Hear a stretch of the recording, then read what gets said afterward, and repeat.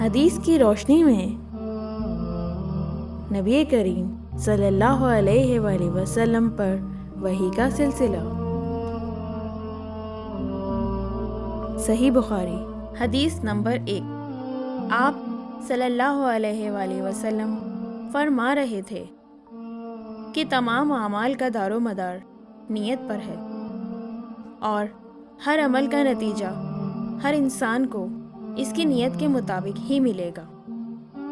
بس جس کی ہجرت ترک وطن، دولت، دنیا حاصل کرنے کے لیے ہو یا کسی عورت سے شادی کی غرض سے ہو، بس اس کی ہجرت انہی چیزوں کے لیے ہوگی جن کے حاصل کرنے کی نیت سے اس نے ہجرت کی ہے۔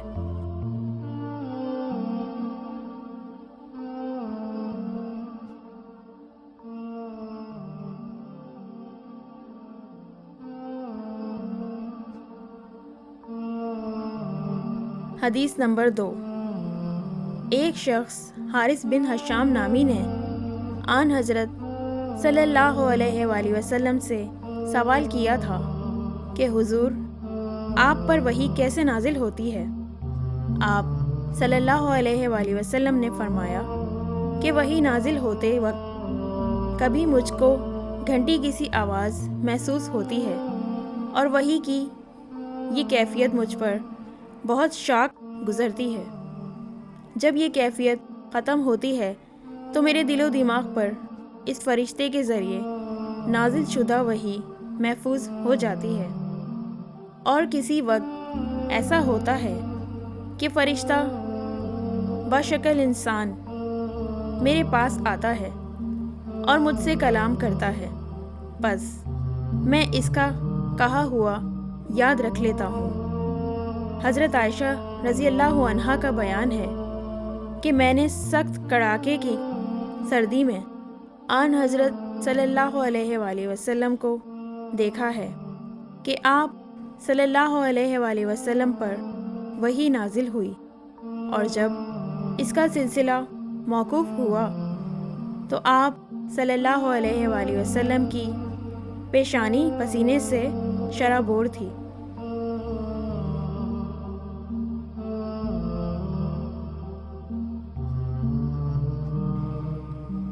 حدیث نمبر 3۔ آن حضرت صلی اللہ علیہ وآلہ وسلم پر وحی کا ابتدائی دور اچھے، سچے، پاکیزہ خوابوں سے شروع ہوا۔ آپ خواب میں جو کچھ دیکھتے وہ صبح کی روشنی کی طرح صحیح اور سچا ثابت ہوتا۔ پھر من جانب قدرت آپ تنہائی پسند ہو گئے، اور آپ صلی اللہ علیہ وآلہ وسلم نے غار حرا میں خلوت نشینی اختیار فرمائی، اور کئی دن اور رات وہاں مسلسل عبادت اور یاد الہی و ذکر و فکر میں مشغول رہتے، جب تک گھر آنے کو دل نہ چاہتا۔ توشہ حمراء لیے ہوئے وہاں رہتے۔ توشہ ختم ہونے پر ہی اہلیہ محترمہ حضرت خدیجہ رضی اللہ عنہا کے پاس تشریف لاتے، اور کچھ توشہ حمراء لے کر پھر وہاں جا کر خلوت غزیں ہو جاتے۔ یہی طریقہ جاری رہا یہاں تک کہ آپ پر حق منکشف ہو گیا، اور آپ غار حرا ہی میں قیام پذیر تھے کہ اچانک حضرت جبرائیل علیہ السلام آپ کے پاس حاضر ہوئے اور کہنے لگے کہ اے محمد، پڑھو۔ آپ فرماتے ہیں کہ میں نے کہا کہ میں پڑھنا نہیں جانتا۔ آپ صلی اللہ علیہ وآلہ وسلم فرماتے ہیں کہ فرشتے نے مجھے پکڑ کر اتنے زور سے بھینچا کہ میری طاقت جواب دے گئی۔ پھر مجھے چھوڑ کر کہا کہ پڑھو۔ میں نے پھر وہی جواب دیا کہ میں پڑھا ہوا نہیں ہوں۔ اس فرشتے نے مجھ کو نہایت ہی زور سے بھینچا کہ مجھ کو سخت تکلیف محسوس ہوئی۔ پھر اس نے کہا کہ پڑھ۔ میں نے کہا کہ میں پڑھا ہوا نہیں ہوں۔ فرشتے نے تیسری بار مجھ کو پکڑا اور تیسری مرتبہ بھی مجھ کو بھینچا۔ پھر مجھے چھوڑ دیا اور کہنے لگا کہ پڑھو اپنے رب کے نام کی مدد سے، جس نے پیدا کیا اور انسان کو خون کی پھٹکی سے بنایا۔ پڑھو اور آپ کا رب بہت ہی مہربانیاں کرنے والا ہے۔ بس یہی آیتیں آپ حضرت جبرائیل علیہ السلام سے سن کر اس حال میں غار حرا سے واپس ہوئے کہ آپ کا دل اس انوکھے واقعے سے کانپ رہا تھا۔ آپ حضرت خدیجہ کے ہاں تشریف لائے اور فرمایا کہ مجھے کمبل اڑا دو، مجھے کمبل اڑا دو۔ لوگوں نے آپ کو کمبل اڑا دیا۔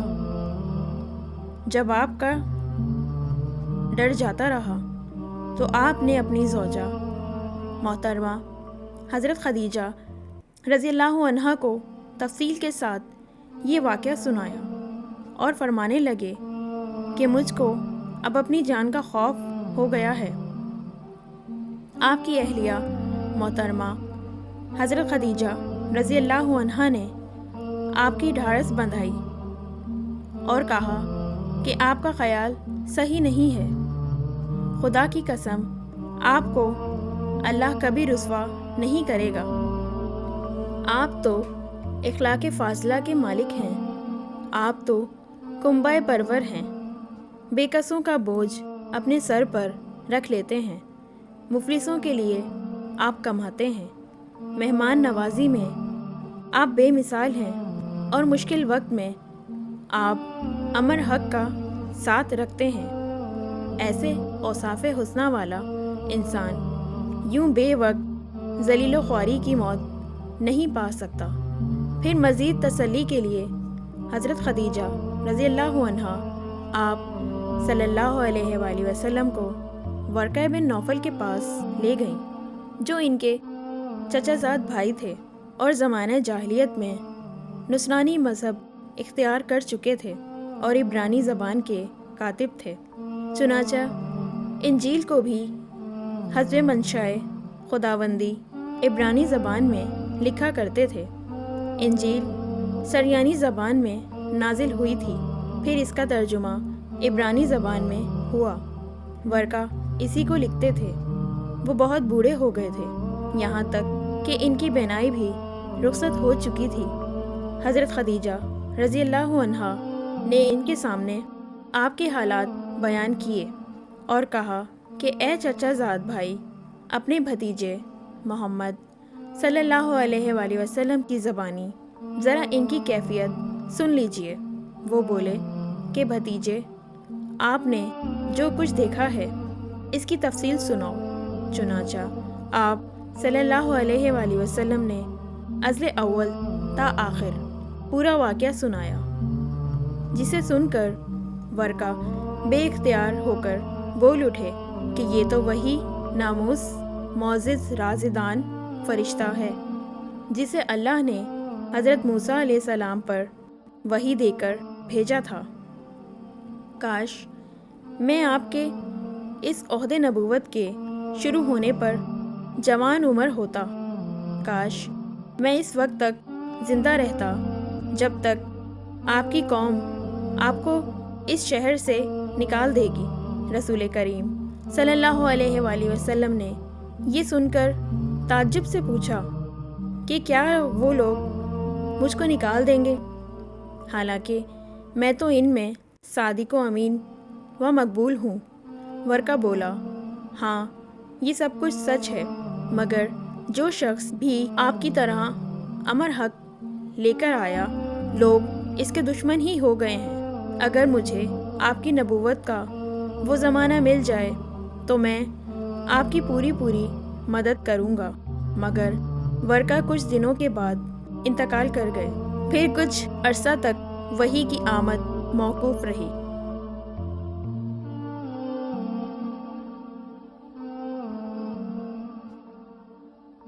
حدیث نمبر 4۔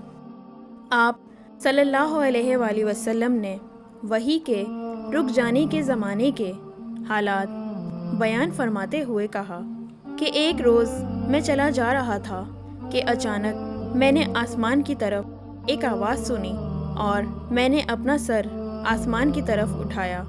کیا دیکھتا ہوں کہ وہی فرشتہ جو میرے پاس غار ہرا میں آیا تھا وہ آسمان و زمین کے بیچ میں ایک کرسی پر بیٹھا ہوا ہے۔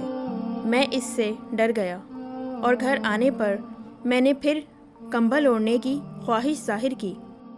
اس وقت اللہ پاک کی طرف سے یہ آیت نازل ہوئی: اے لحاف اوڑھ کر لیٹنے والے، اٹھ کھڑا ہو اور لوگوں کو عذاب الہی سے ڈرا، اور اپنے رب کی بڑائی بیان کر، اور اپنے کپڑوں کو پاک صاف رکھ اور گندگی سے دور رہ۔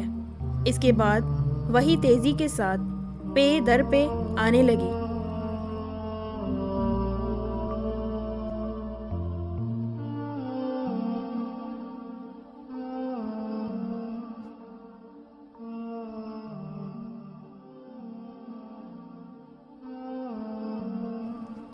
حدیث نمبر 5۔ انہوں نے ابن عباس رضی اللہ تعالیٰ عنہ سے کلام الہی لا تحرک الخلق کی تفسیر کے سلسلے میں سنا کہ رسول اللہ صلی اللہ علیہ وآلہ وسلم نزول قرآن کے وقت بہت سختی محسوس فرمایا کرتے تھے، اور اس کی علامتوں میں سے ایک یہ تھی کہ یاد کرنے کے لیے آپ اپنے ہونٹوں کو ہلاتے تھے۔ ابن عباس رضی اللہ تعالیٰ عنہ نے کہا، میں اپنے ہونٹ ہلاتا ہوں جس طرح آپ ہلاتے تھے۔ سعید کہتے ہیں، میں بھی اپنے ہونٹ ہلاتا ہوں جس طرح ابن عباس رضی اللہ تعالیٰ عنہ کو میں نے ہلاتے دیکھا۔ پھر انہوں نے اپنے ہونٹ ہلائے۔ ابن عباس رضی اللہ تعالیٰ عنہ نے کہا، پھر یہ آیت اتری کہ اے محمد، قرآن کو جلد جلد یاد کرنے کے لیے اپنی زبان نہ ہلاؤ، اس کا جمع کر دینا اور پڑھا دینا ہمارا ذمہ ہے۔ حضرت ابن عباس رضی اللہ عنہ کہتے ہیں، یعنی قرآن آپ صلی اللہ علیہ وآلہ وسلم کے دل میں جما دینا اور پڑھا دینا ہمارے ذمہ ہے۔ پھر جب ہم پڑھ چکیں تو اس پڑھے ہوئے کی اتباع کرو۔ ابن عباس رضی اللہ عنہ فرماتے ہیں، اس کا مطلب یہ ہے کہ آپ اس کو خاموشی کے ساتھ سنتے رہو، اس کے بعد مطلب سمجھا دینا ہمارے ذمہ ہے۔ پھر یقیناً یہ ہماری ذمہ داری ہے کہ آپ اس کو پڑھو، یعنی اس کو محفوظ کر سکو۔ چنانچہ اس کے بعد آپ کے پاس حضرت جبرائیل علیہ السلام وحی لے کر آتے تو آپ توجہ سے سنتے، جب وہ چلے جاتے تو رسول اللہ صلی اللہ علیہ وآلہ وسلم اس وحی کو اسی طرح پڑھتے جس طرح حضرت جبرائیل علیہ السلام نے اسے پڑھا تھا۔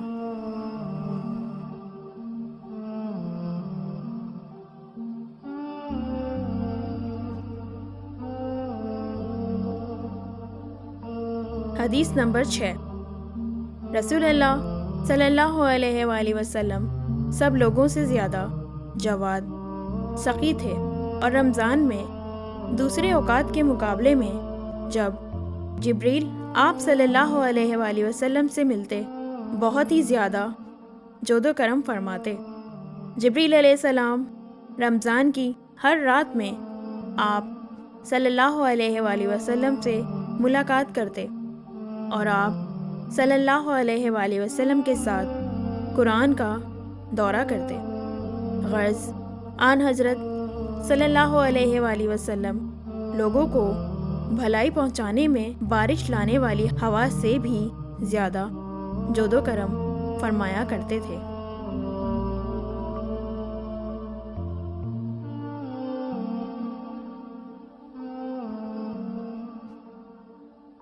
اسی طرح کے اسلامی واقعات سننے کے لیے ہمارا چینل سبسکرائب کریں۔